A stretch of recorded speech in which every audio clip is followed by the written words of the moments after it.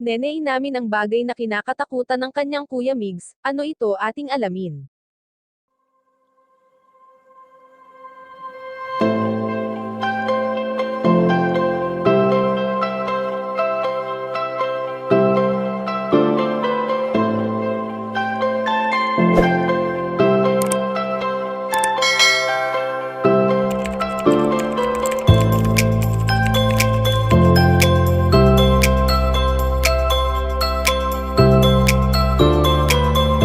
Magpasa hanggang ngayon nga ay patuloy na nakikilala si Bunso Migs Malinaw sa kabila ng mga mabubuting nagawa nito o mas magagawa pa.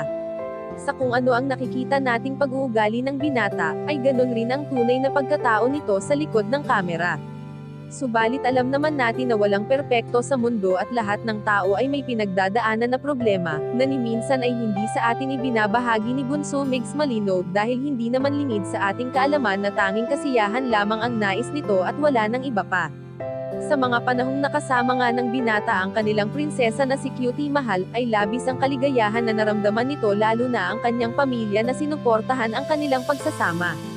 Sa ngayon ngang hindi na muling babalik pa si Cutie Mahal sa mga naiwan nito, ay alam naman natin na si Nene na lamang ang palagi niyang kasakasama sa kanyang mga lakad. Ang pagiging close na ni Bunso Migs Malinaw sa kanyang bunsong kapatid ay sadyang kahanga-hanga.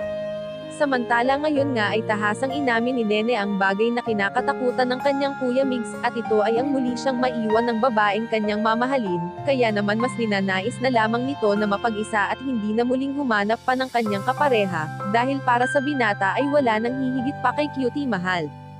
Kayong mga kachika, anong masasabi nyo dito? Please leave the comment and don't forget to subscribe.